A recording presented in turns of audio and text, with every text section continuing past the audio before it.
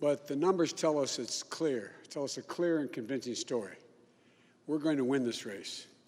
Just look at what has happened since yesterday. 24 hours, we were behind in Georgia. Now we're ahead, and we're going to win that state. 24 hours ago, then pandemic votes.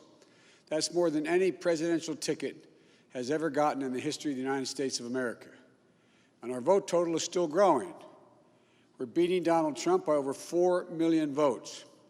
And that's a margin that's still growing as well. One of the things I'm especially proud of is how well we've done across America. Democrat to win in Arizona in 24 years. We're going to be the first Democrat to win Georgia in 28 years. And we've rebuilt the blue wall in the middle of the country that crumbled just 4 years ago. Pennsylvania, Michigan, Wisconsin, the heartland of this nation. I know watching these vote tallies on TV moves very slow, and as slow as it goes, it can be numbing. But never forget, the tallies aren't just numbers. They represent votes and voters, men and women who exercise their fundamental right to have their voice heard. And they spoke loudly for our ticket. But while we're waiting for the final results, I want people to know we're not waiting to get the work done and start our loss to this virus. That's 240,000 empty chairs, kitchen tables, and dining room tables all across America. We'll save a lot of lives in the months ahead. Senator Harris and I also heard yesterday about how this recovery is slowing because million Americans, and they spoke loudly for our ticket. But while we're waiting for the final results, I want people to know we're not waiting to get the work done and start the process. Yesterday, Senator Harris and I held meetings with groups of experts on public health and the economic crisis this country is facing. The pandemic, as you also know, is getting more worrisome all across the country. Daily cases are skyrocketing, and it's now believed that we could see as many as 200,000 cases in a single day. The death toll is approaching 240,000 lives lost to this virus.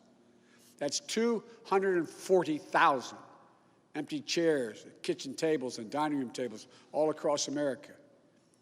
We'll never be able to measure all that pain and the loss, the suffering that so many families have experienced. We know something about what it feels like to lose someone. And I want them to know they're not alone. Our hearts break with you. I want everyone to know on day one, we're going to put our plan to control this virus into action. We can't save any of the lives lost, any of those who have been lost, but we can save a lot of lives in the months ahead. Senator Harris and I also heard yesterday about how this recovery is slowing because of the failure to get the pandemic under control. More than 20 million people are on unemployment. Millions are worried about making rent and putting food on the table. Our economic plan will put a focus on a path to a strong recovery. Look, we both know tensions are high. They can be high after a tough election, one like we've had. But we need to remember, we have to remain calm, patient. Let the process work out as we count all the votes. You know, we're proving again what we've proved for 244 years in this country. Democracy works. Your vote will be counted. I don't care how hard people try to stop it. I will not let it happen. The people will be heard. Our journey is toward a more perfect union, and it keeps moving on. In America, we hold strong views. We have strong disagreements, and that's okay. Strong disagreements are inevitable in a democracy, and strong disagreements are healthy. They're a sign of a vigorous debate, of deeply held views. But we have to remember, the purpose of our politics isn't total, unrelenting, unending warfare. No, the purpose of our politics, the work of the nation, isn't to fan the flames of conflict, but to solve problems, to guarantee justice, to give everybody a fair shot, and to improve the lives of our people. We may be opponents, but we're not enemies. We're Americans. No matter who you voted for, I'm certain of one thing. The vast majority of almost 150 million Americans who voted, they want to get the vitriol out of our politics. We're certainly not going to agree on a lot of issues, but at least we can agree to be civil with one another. We have to put the anger and the demonization behind us. It's time for us to come together as a nation to heal. It's not going to be easy, but we have to try. My responsibility as president will be to represent the whole nation. And I want you to know that I'll work as hard for those who voted against me as those who voted for me. That's the job. That's the job. It's called the duty of care for all Americans.